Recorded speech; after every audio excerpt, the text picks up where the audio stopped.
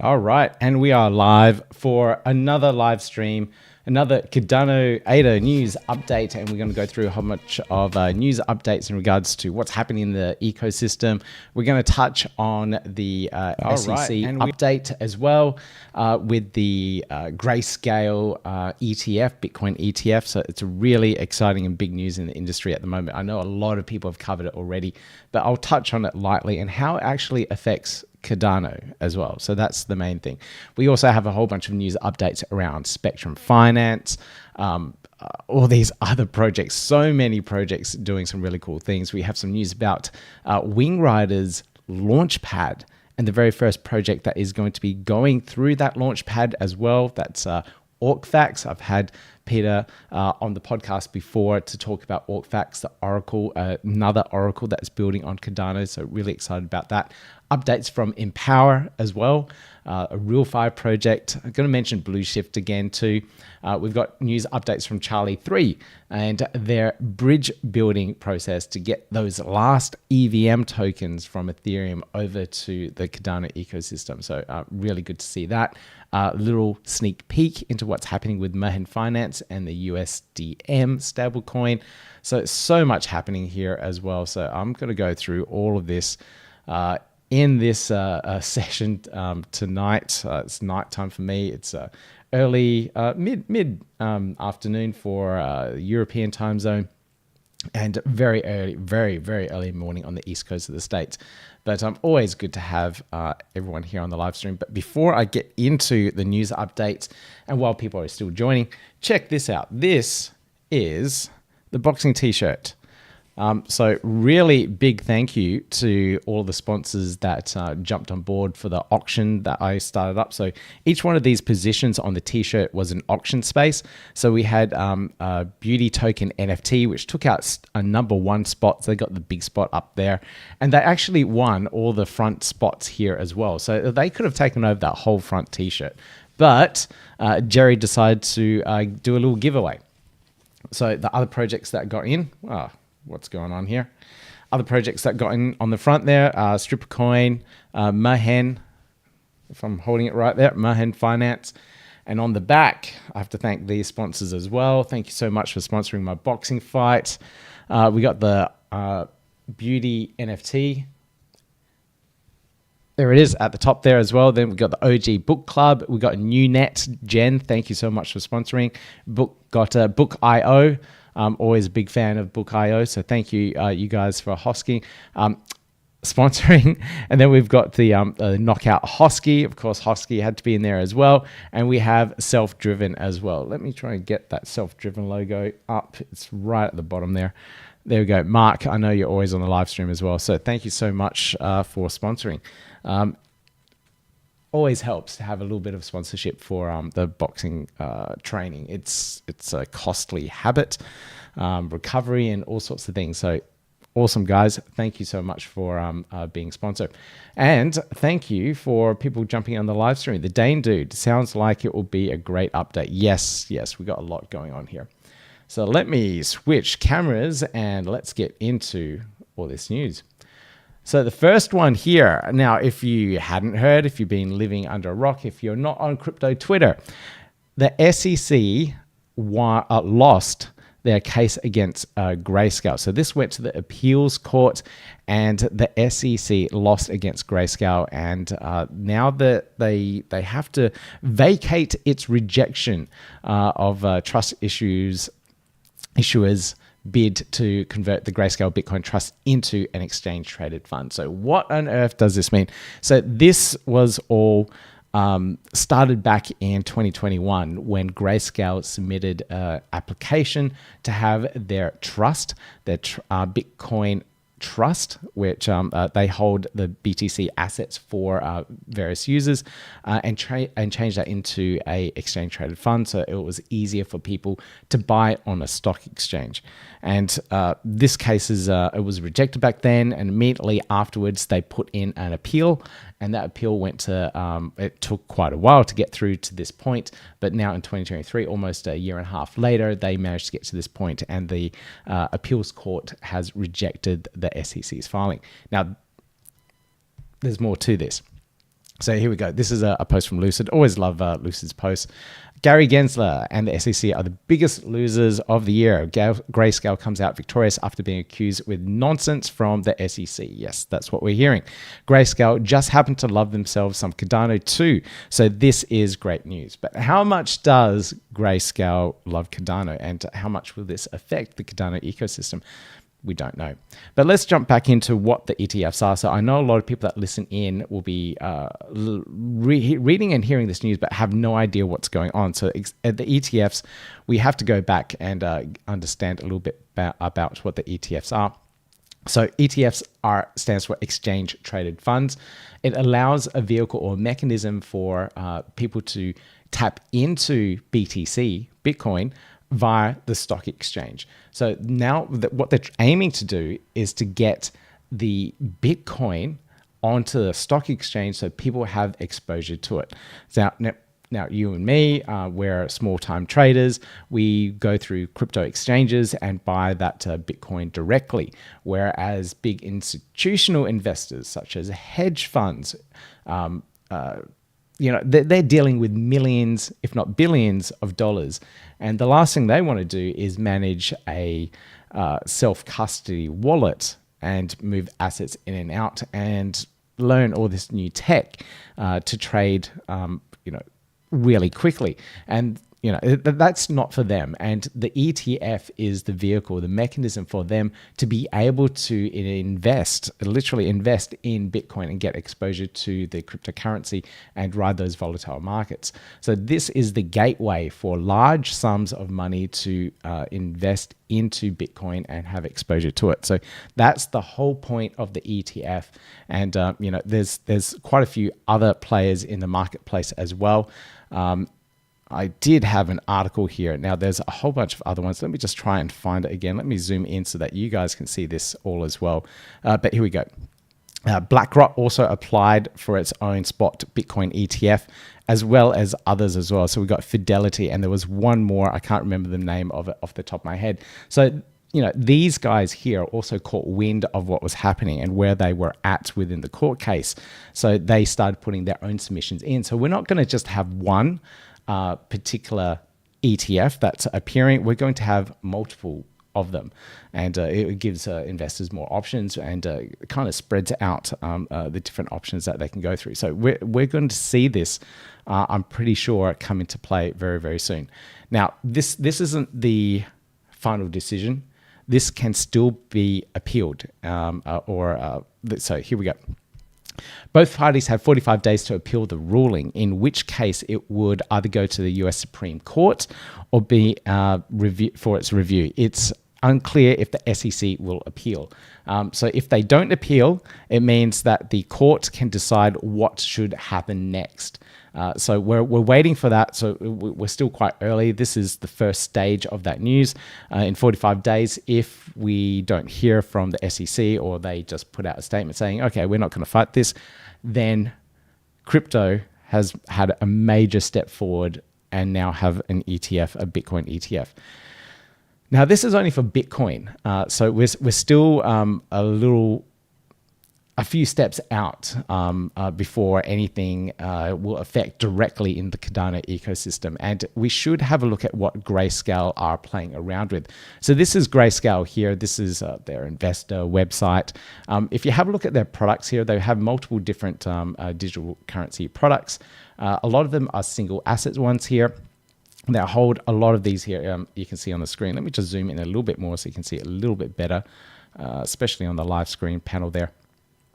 So there's single assets, Bitcoin, Bitcoin Cash. I don't know why Bitcoin Cash, Chainlink, Decentraland, Ethereum, Ethereum Classic, Filecoin, Horizon, Litecoin, Live Peer, Solana, Stellar Lumens, and Zcash. So some of these, this started back in 2017. So some of these were really big back then, like Stellar Lumens, Zcash, Litecoin, highly popular back then. So I don't know if the value of these particular trusts and how much digital assets they hold in them now. But one of the products that they do have is the diversification, the digital large cap fund. And in this digital large cap fund is where you will find some other assets, such as Polygon, and Cardano. So this is their current holding. They used to have more. So they've been selling off their holdings on Cardano. So let me just zoom in so you can see a little bit better there. There we go. Gotta love responsive websites. So their current holding is only 1.24% of this particular fund. Ideally, this is what I would love to see get converted into an ETF and allow users to trade against on the stock exchange, but not yet. But we have that first step. So this is where I'm seeing the next avenue, so that they get one on, and investors get used to it and start trading it. Hopefully, we see stabilization in the market, and then we start seeing the next ones fall into place. So we'll most likely see Ethereum next, and then maybe one of these 5 here. So Bitcoin, tick, Ethereum, tick, hopefully Cardano next after that. And that's when we're going to see something happen. When will this all come into play? I don't know, but I hope soon, because this is all poised, I think, at the right time. And let me just pull up this one here. Move that one way too far. So we have in 239 days, 23 hours, 40 minutes, 30 seconds, the next Bitcoin halving. Now, each time a halving happens, there is that huge rush of users trying to get into the crypto space because they're all speculating on the reduced demand for Bitcoin. So Bitcoin's going to have a smaller supply. Every block that is minted will go from 6.25 Bitcoin to 3.125 Bitcoin. So it's a lot less Bitcoin being minted and coming into circulation. It's going to be a lot more of a scarce resource. And these miners are still spending the same amount of hash rate, same amount of power to produce each one of those blocks. So with reduced supply, we should see more demand. That's the idea. So every Bitcoin halving, we've seen the patterns, we've seen the fluctuations in the market, and people coming in and buying more cryptocurrency. The last one that we had was around COVID. A lot of people had the extra cash because governments were printing money to try and stimulate the economy. So we had all the GameStop stuff happen. We have people speculating in the cryptocurrency markets, and we also had another catalyst. We had NFTs. So what will that catalyst be in this Bitcoin halving? Will it be the ETFs?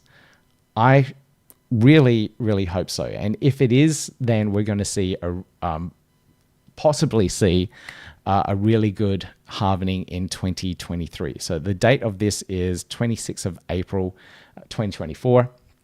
2024. I said 2023. Sorry about that.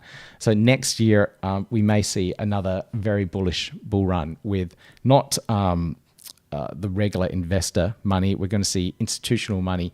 Hopefully see institutional money step in this one. So it's going to be a very, very different environment compared to what we saw in other crypto bull runs. Now, how is Cardano poised at this moment? I think we're really in our own DeFi summer. It's coming to the end of summer, but where we are where Ethereum was in their DeFi summer before the last Bitcoin halving. We're seeing a surge of users in the DeFi space and the Cardano DeFi space looking for those additional gains. We're seeing staking rewards drop, and we're seeing the overall ADA TVL increase. And this has been increasing all this year. Let me just zoom into 2023. I continuously bring this up and mention it, but you got to have a look at this. So we were stuck with this, low level TVL for quite a while. We did see these surges. I think this was around when a particular bridge was had a bit of a demise. What was it? Nomad Bridge. So we dropped a massive amount of TVL. That was stable coins that were coming into the ecosystem, which suddenly wiped out their value. But then we had stagnation, a couple more protocols launched in 2023, and look at that run up. We're seeing a lot more run up. So we had Indigo launch, we had Liquid Finance launch, we had borrowing and lending protocols, left, right, and center. We've seen them grow. If we scroll down here, we can see the TVL for each one of these platforms here. We're seeing green at the moment as well, which is absolutely amazing. So, it's that I really believe that we're in a really good position. And, if we switch over to like some other really popular chains like Optimism, their TVO isn't going anywhere. I'll switch it to ETH. So we're comparing apples for apples. Yeah, great. They had that big run up. Let's do just this year as well, 2023. It's pretty stagnant. It's nowhere near, or it does not look like how Cardano's chart looks like. And, we can repeat this for other ones. So Avalanche is quite popular. Arbitrum, let's go Arbitrum. Arbitrum, let's focus just on 2023 as well. If anything, it's been stagnating and starting to drop off. So, it's in comparison to the other chains, I think the rate of growth is amazing. Now, we're tiny in comparison to the actual TVL. So here we got, a lot of ETH. Where is it hovering around? It's just over 1 million ETH. So it's a huge difference in regards to the amount of tokens, the amount of value of those tokens have. But we're getting there, and I really believe that we're going to see a lot of traction soon. Now, in terms of the developer space, check this out. Now, this is where we're going to see more uptake, more developers, more people coming into the ecosystem. And this is when developers can actually build really cool and innovative stuff. Now, Avatar Nick's great. He's a really good guy. He's building Levy Finance, the ape societies, borrowing a lending protocol using NFTs. Is doing some cool things. And he's done Saturn NFT and a whole bunch of things. But look at this conversation here. This is an Ethereum developer. Yes, I was skeptical at first on Cardano. And then Nick, until Aiken, it was rough. Ha ha ha. Now with Aiken, it's so much easier, literally light years easier. Yes, it's even better than Solidity. That's very encouraging coming from you. So Solidity is that programming language that the EVM developers, Ethereum developers use to build their smart contracts. And, when you get a comment from EVM Solidity developer saying it's even better than Solidity, you're on a winning streak here. So it's amazing to see comments like that, and then people slowly coming around to what is available on the Cardano ecosystem now. So it's really, really encouraging. And with more of these tools, more of these things such as Atlas, the Plutus application backend, other tools for deployment, we got dmeter, TX Pipe, the Scrolls, the whole ecosystem around there, just makes things so much easier for developers. And we've got some really smart and talented people in the Cardano ecosystem building these frameworks and everything else around it. So I am, if you couldn't tell from my last 20-minute rant, I am super bullish with the environment at the moment. Have a look at the DEX activity. So this is a post from TapTools, and the amount of growth that we've seen on the DEX DeFi ecosystem since smart contracts have launched. We've seen the growth here, mediocre, but then this year, just amazing, the amount of growth that we've had. MinSwap, of course, is dominating everything. And let me just pull up the actual TapTools website so you can see this a little bit better. And there we go there. Let's see. It's really hard to see because I don't have a TapTools Pro account. Naughty me. I should get one so I can support the guys in their development and then also get some of these really cool metrics around here. But, we've August has been quite a good month. You see all these bars, steady trading. It's all very good for me. Highly, highly excited. Unique wallets, yep. Fees generated, it goes along with trading. MinSwap, of course, still dominating at the moment, but we're seeing VI Finance creep up. MuesliSwap still doing well there. And then this one here, Spectrum Finance. They're making some waves, aren't they? They're doing some good stuff. All right, let me check the live stream comments. Dr. Crypto. Great videos, man. I love very good quality. Ash from Cairns. Hey, good to see another fellow Australian on the live stream. Thank you for being here. Let me just zoom in and let me double check what's going on here. Oh, yep, cool. All right. Sometimes I can't tell what's happening with the streaming chat thing. So last time, for some reason, I had 2 streams live at the same time. I had multiple different chats coming in. So I've just got to double check that. I've also, like on the live stream, their top, I can't point directly to it because my screen thing's in the way. It shows you the latest subscribers. How cool is that? And then above the chat, if there's a super chat or one of those donation things that happens here in YouTube, that appears there and goes ding and makes all these like bells and whistles. And I think some graphics and stuff appear all over the place.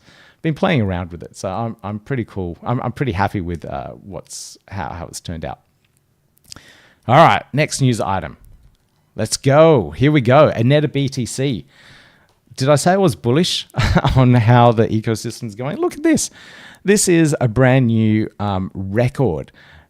2.51 BTC was sent over via AnetaBTC and turned into a wrapped asset on the Cardano blockchain. We've now got this big one here, 2.15 CBTC minted and floating around the Cardano ecosystem.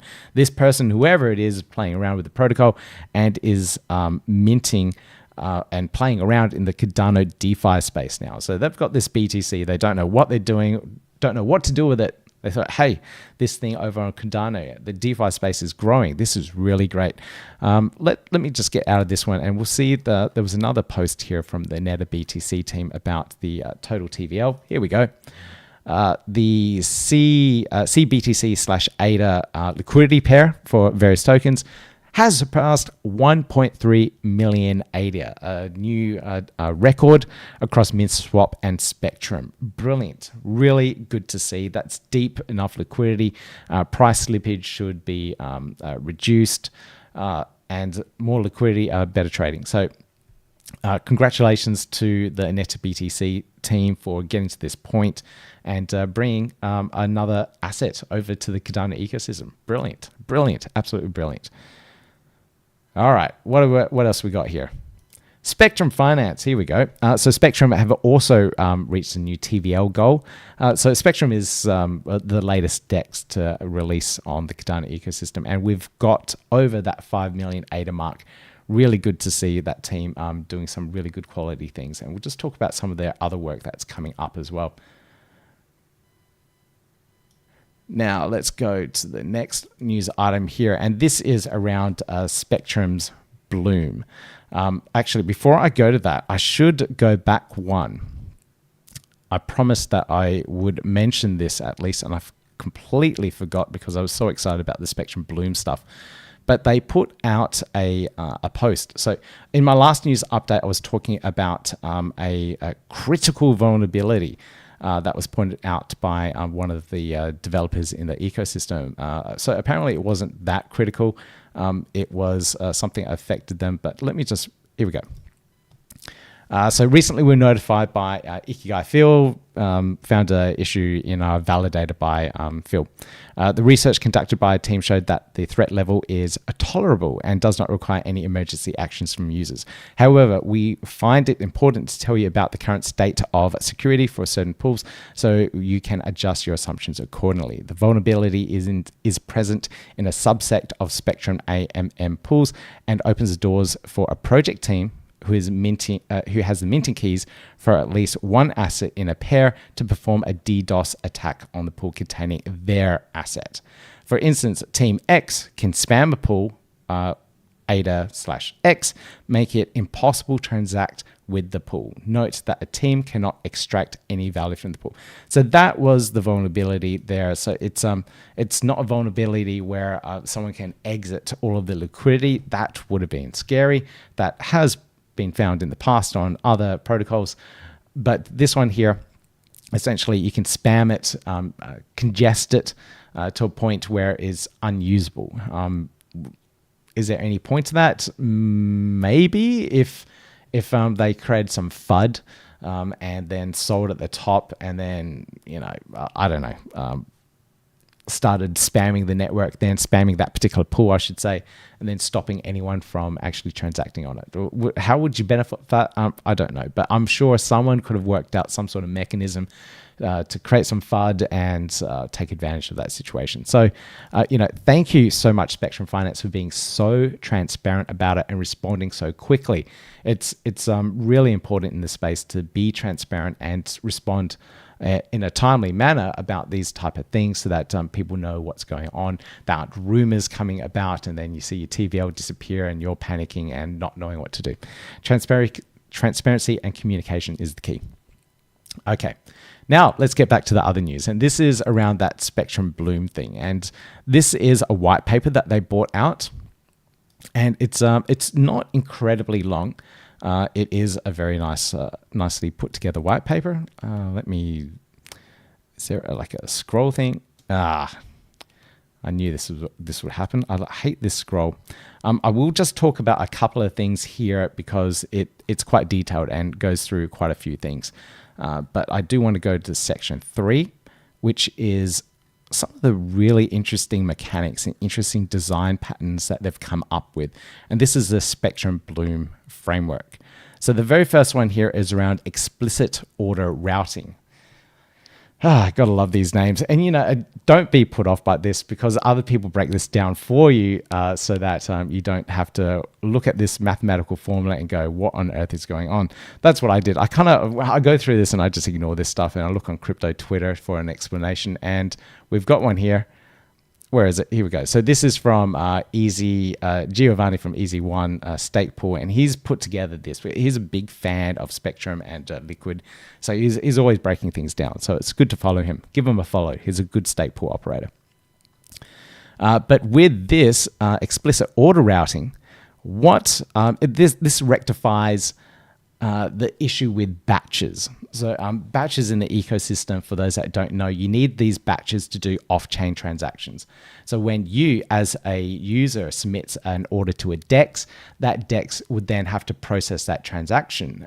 So it goes on the blockchain, the DEX sees that, hits the smart contract, and then now it's doing an off-chain action to deal with the concurrency stuff on Cardano. So it does that off-chain so that it can process it and process multiple transactions at the same time and deliver a lot more back. So bang for buck, lots of value, lots of transactions coming back. And they can optimize all sorts of really cool things using their batches. But with the batches, there can be a malicious actor in the way. There's also fees that the batches take. It's usually about 2 ADA at the moment. There's ways to reduce those fees. Anyway, so we have that issue there, and usually those batches are centralized entities. They're not completely decentralized, whereas that's slowly and starting to change. We're seeing TeddySwap. They've got their Honey Badger batches. Anyone can set up the code for that and be a batcher on their network. Spectrum Finance went for that fully decentralized process, and anyone can set up a relay and process the transactions for people. Ncoins are also doing that as well. So we're seeing a shift, a change in how that batcher system works. And that is mainly because around that security. So a batcher can manipulate those transactions, filter transactions, and have malicious processes behind it. And because it's not transparent, you don't know what's going on. This fixes that. So explicit order routing allows you as a user to order and specify which operator you want to facilitate your transaction on a DEX. So for example, if I set up a Spectrum Finance batcher, you as a user, when you use Spectrum Finance, can say, I want Pete to process my transaction because I know he won't stuff around with it and do any funny business. So I won't. I don't know how. So I can't. There's no way to it. So you can specify that, and that's that explicit order routing, so that you know that when you do a transaction, you pay one fee, I'll get that fee, you help the channel, and you get your order processed. Of course, I'll do everything possible to make that order process as quickly as possible, or do it in a timely manner. So this introduces essentially a fee market in there. So I could possibly charge more for that particular service, or I could charge less.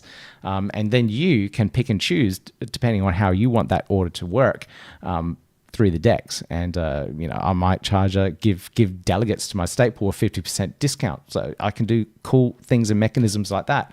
I can do it via if you do it through my pool, and I know that you delegated, then I can do a mechanism where I distribute those pool fee, those Spectrum Finance fees that I collect back to my delegates.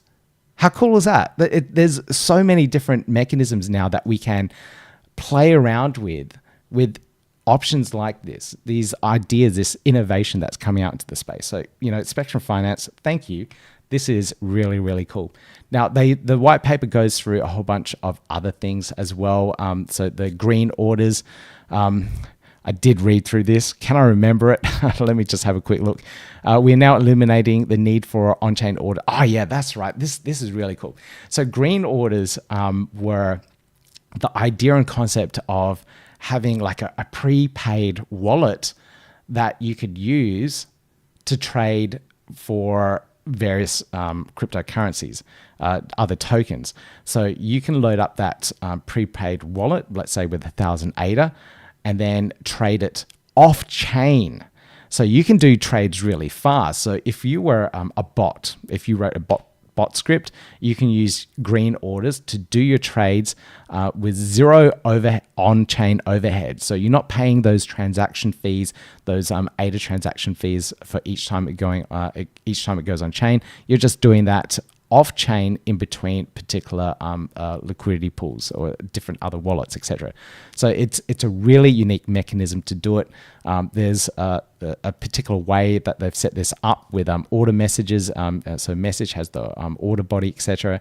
And I love this kind of stuff. It's so cool. They do break this down a little bit further as well. They've got diagrams about how the AA validation works.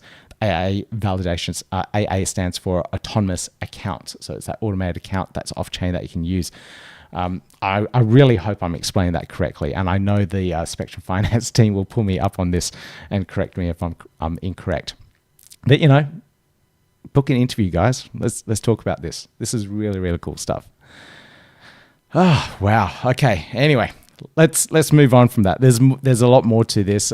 Please check out what Spectrum Finance are doing. They're coming up with some really cool, innovative ideas.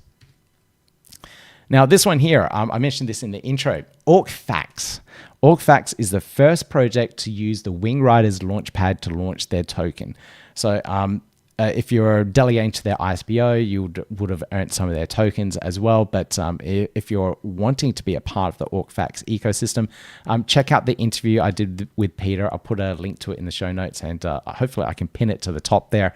Hopefully I remember to pin it to the top, and you can check out that particular interview where you can learn more about Orcfax, what they're doing, how they're being different, and bringing more options to the Cardano space in terms of oracles. You do need more oracles. You do need that decentralization of that data that is coming into the chain and being provided for trades. You don't want to be have a particular data feed for a price DDoSed, delayed, and you're trading at a bad price. You want that to be decentralized as possible with redundancies behind it, and that's what the oracles do. So absolutely awesome. Wingriders, really good on you guys for bringing more of this stuff to the ecosystem as well. We do need more launch pads. We do need more options. Projects shouldn't be funneled down to one single option in terms of a launch pad, and having more of them is a really cool thing. So Orcfax, congratulations on getting to this point now. Wingriders, congratulations for creating a launch pad in the ecosystem. Lots of cool things happening, isn't it? Now, this article here goes through the whole bootstrapping of liquidity pools, the start dates, 8th of September. Date for me now is the 30th, and closes, Orcfax price discovery closes 15th. So that's just over a week of liquidity provisioning to try and find that launchpad price. So if you're interested in supporting a brand new Oracle, go check out the interview, educate yourselves, learn exactly what they're building, what they're doing, and their approach, and then you can decide if you want to support the project or not. So really cool projects, lot more projects launching. All right, let me take a break for a second and check the live stream feeds, live stream chats. Dr. Crypto, any news on Cornucopius?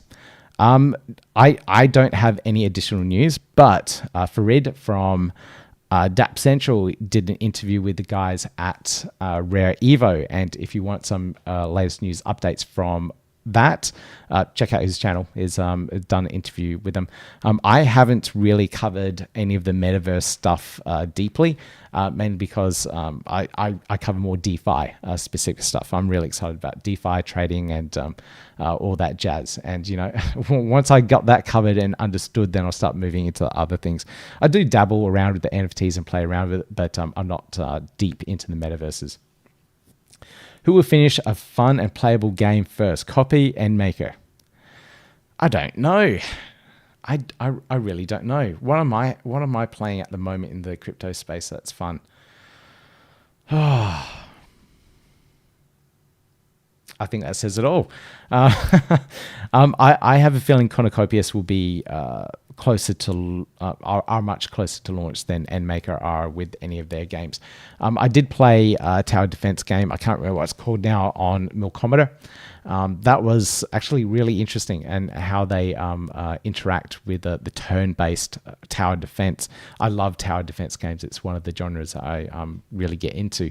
But this one here was really interesting in regards to how it's turn-based. You got to sign the transactions to validate each time you make a move. Now, I haven't played against another player yet, but that would be interesting too. So, yeah. Dr. Crypto, do you have any personal favorite decks? Yeah, I guess I do. I guess I'm kind of biased.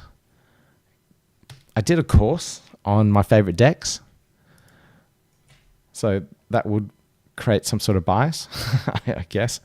But my favorite is MintSwap. It's it's cats. I love what the team have done. It's all like fair launch. They use the liquidity bootstrapping event. It's like the community's decks, and watching the guys build and develop over the years has been quite a journey. And I did a lot of my learning alongside their launch. So MintSwap is by far my favorite standard decks, but a lot of the innovations that's coming out from other platforms such as Genius Yield, absolutely love their smart order routing, no need for batches. And some of the stuff are the AI and the smart liquidity. I can't remember the names of all this stuff, but a lot of the innovations there, when they launch, I think are groundbreaking in the crypto and DeFi space. So I'm really looking forward to that one. Via Finance, I've always supported Stephen and all of his work. I was an early speculator. I bought into the ICO. It was the first ICO that I've ever jumped into since 2017. So, that kind of shows how much support I have for that particular project as well. To be able to, get my KYC data again and actually get behind a project like that. Absolutely love what Stephen's doing. His mind like travels at 1 million miles a second. I swear, like one moment he's talking about one thing, and then the next he's like come up with a brilliant new idea to create arbitrage on his own deck. So when you're trading and you're looking at the various tokens, you can see like ADAOZ Wi-Fi is trading better than its LP token, so we can do arbitrage off that. It's like, Stephen, seriously, this is too much for my head. But brilliant ideas. Now he's doing looking into LP. He's done the LP farming, the non-custodial LP farming. So, all these really cool, innovative ideas. And if you haven't checked out his presentation that he did at Rare Evo, please check that out, because he's doing other things such as ETFs, baskets of tokens, and all these other things as well. So, Stephen's definitely a really good person to have in the Cardano ecosystem. So, yeah. Probably those ones are my favorite. Wingriders is probably next after that, because they're so technically advanced. Sunday Swap, I do like their platform. I was a big Sunday Swap supporter in the early days, for sure. They really helped with the growth of the stake pool. Sunday Swap, not as much liquidity these days. Their updates, they're all very nice and very cool, and hopefully we do see Hydra integrated in there somewhere, somehow. I don't know how, but those guys do some really innovative stuff. Just that I don't think they've gotten as much support. MusicSwap I don't use as much these days. I used to use a lot in the early days when we didn't have too many options. But I just don't like their interface as much. It just doesn't feel as nice. So I never really got into MusicSwap as much. But again, they're cross-DEX aggregated swaps, and what DEX Hunter are doing as well. I can't remember the technical name for it. But you being able to do an order and then having it split across multiple DEXs, I think is really innovative because it gives you the best price. It's really good. That's what you want. Pavel, yep, thanks for being here. Can we here, music by 6? Can we officially start the bull run now? BitBoy has gone. Yeah, it's unfortunate news about BitBoy and what's happening in his space. When you hear anyone get affected by substance abuse and having issues around that, it's tough. It's I don't want to hear that kind of stuff, and to hear BitBoy's going through some hard times at the moment is kind of sad to hear. And to be fired from your own company, that's brutal. Come on. Anyway, hopefully that whole situation ends in a nice way. BitBoy makes a comeback. Maybe it's not through the Hit network and his existing channels, maybe somewhere else. I don't know. But it's would be good to see him come back into play. Cardano with Paul. Awesome to see you here, Paul. Thank you for coming around and saying hi. Totally digress. Let's get back to these news updates. Where were we? So we just talked about Orcfax and Wingriders. Here's something really cool for Empowa. We don't hear from Empowa that much, but they are doing the real fire play. They're doing rent-to-own properties, and they've partnered up with construction companies. They've done their token assets. You can have a share of this as well. And this is just a really nice graph to see rent-to-own payment profiles. So this is someone, taking out a rent-to-own plan through their platform, and then slowly taking that back and owning their property. And seeing this stuff, the real fire space, and what Empowa are doing, I really don't think Empowa get enough exposure for what they're doing. They had that really big thing with Coinbase like a couple of months ago, 4 maybe 6 months ago, but we don't hear enough from them. And I should get Greg on the show and we should talk more. But they're doing some amazing things and real world impact things. So really good to see. Always love them, their work. And they're also using Cardano Press. That's a kicker. That's great. An awesome, amazing project using my little plugin to integrate NFT gated content on their site. Great work, guys. Now Blueshift. I mentioned this in my last update as well, and all these things launching, but this whole space around Milkometer and having wrapped smart contracts, having Cardano native wallets being able to interact with the Milkometer chain, that's big. That brings a whole new dimension to how users can interact with DeFi. It brings in all this extra developers that now go, oh wow, okay. I don't have to learn Aiken. I don't have to leave my comfort zone, learn Haskell, Plutus, whatever it is. I can now launch my EVM-based platform and then integrate wrap smart contracts and have the Cardano ecosystem interact that way. It's a little bit slower. I have to say, I've been doing videos on this for the Blueshift team because I work for Blueshift, and it's been a little bit painful having to deal with the bridges. You're waiting for the transactions to go through, but it gives you that extra innovation that comes with it, and that's with the Cardano index, and be able to buy into and provide liquidity to the index itself and get the LP token back, and then really not experience, but ride the wave of 4 tokens going up and down. So if you don't know what token to buy in the Cardano ecosystem, you buy a basket of tokens and get all 4 in one trade, and that way you can ride the ups and downs, not just for one token but for a group of tokens. And all these projects do really well. So that's the idea of it. Blueshift, I've been working with them just over a year and a bit now. I don't regret it. It's been great. Charli3. So C3, this is something that Damon mentioned a couple of months back in regards to an update from what's going on with Charli3. And he mentioned then that they were going to work on the bridge a lot sooner. But here we go. Now there's the update. I think this is about 3 months later, Damon. But Bridge, if you didn't catch the announcement, our one-way whitelisted bridge is finally under development for all the old ERC20 holders. So any of those holders with the ERC20 tokens of C3 stuck on Ethereum and don't know what to do with it, you will have a bridge very soon where you can pay an astronomical fee to get your tokens over to the Cardano blockchain. Good luck with that. I don't have anything on the Ethereum space anymore. I do not want to pay for those gas fees for anything that I'm doing over there. So see you later, gas fees. Now, this is a little glimpse in regards to what Mehen are doing. They're on Testnet. Yeah, they're on Testnet. They're getting really close to launching. So this is a little glimpse. This is Rick did it. I don't know why he did it on mobile. Rick, it's really hard to see when I do this.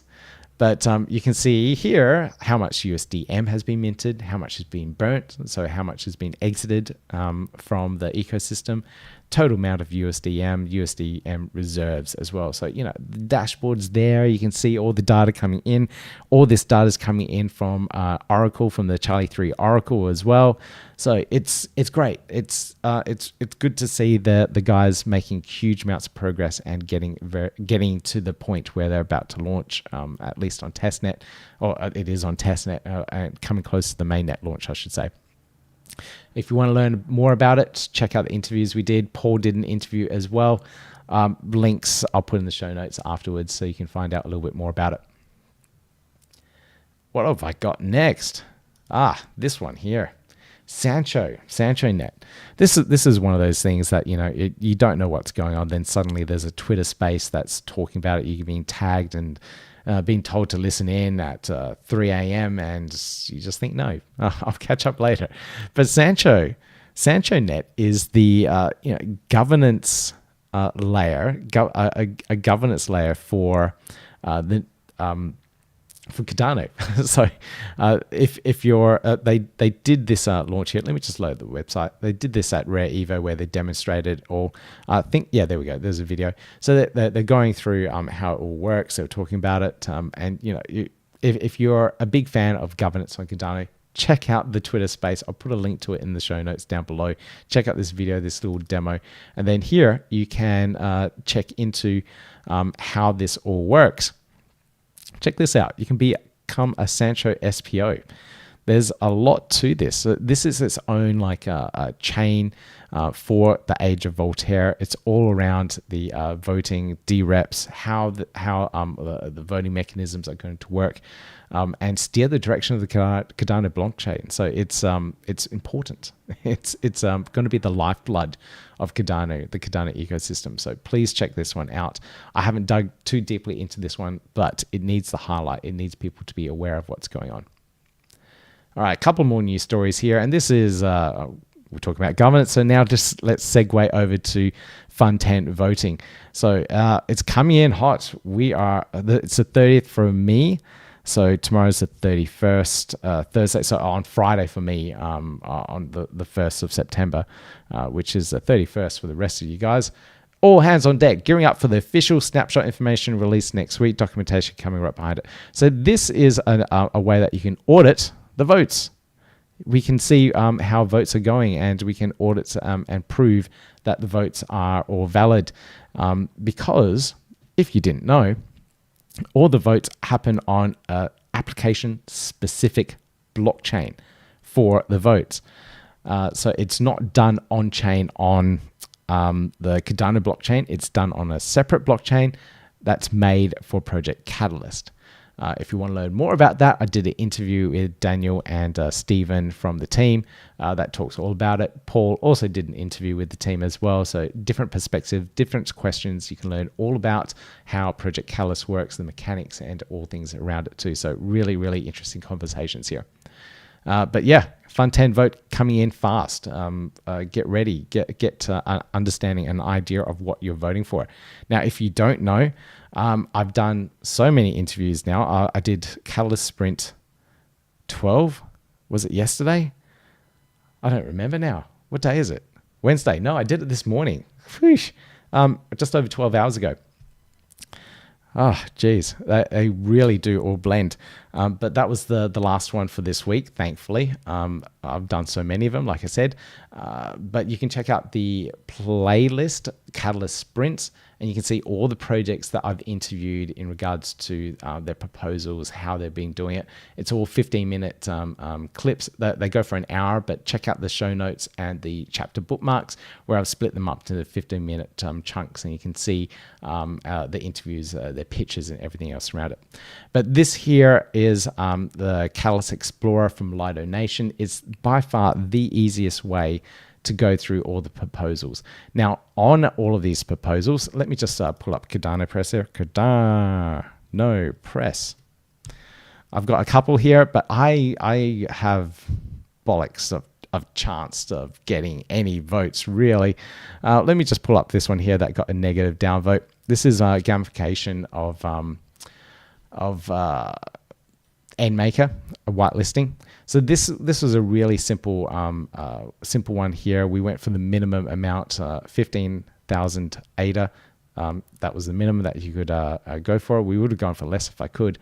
But you can go through this one here and see what we're doing. Basically, it's being able to use their various whitelisting mechanisms, such as accessing a website, seeing if you've got a particular NFT, and if you do, then you'll be added to the whitelist. Really simple mechanisms like that, or read a white paper, answer an online quiz, and then you'll be added to a whitelist. So really cool, easy mechanisms. But the important thing here, this is what I wanted to get to. They have pulled in all the community reviews, so you can see the feedback from the Catalyst assessors. So these are all the people that have gone through and reviewed all of the proposals, all 1,500 plus proposals. Reviewers have gone through and read all of them and see how they align with the particular challenge, the feasibility, and the value for money. So please check out the Catalyst Explorer where you can see that. So, it's one thing to go through here and have an opinion of the proposal, but then to go through and read other people's opinions of the proposal. And these are the professionals. These guys do this on a regular basis. So it's really good to see. And really good to have all this data here so you can easily see it. I think that's the key thing. All right, is that my last one? That is my last news update for this one. So thank you so much for everyone that's joined on this particular update. It was only supposed to go for half an hour, but I've just gone for under 1 hour. So huge thanks for everyone that has come into the live stream and hung out with me this evening or this morning or whatever time it is, wherever you are in the world. Super excited about all the things that are happening in the crypto space at the moment, that Bitcoin ETF. Fingers crossed, 45 days from now, the SEC won't appeal, I'm hoping, and we will see Grayscale move forward with that ETF and get listed on whatever stock exchange they're trying to list on. And then we'll see Fidelity and all the other ones, BlackRock, come into play as well. So it'd be amazing to see that happen. Again, I really do believe that the Cardano ecosystem is poised to jump and leapfrog.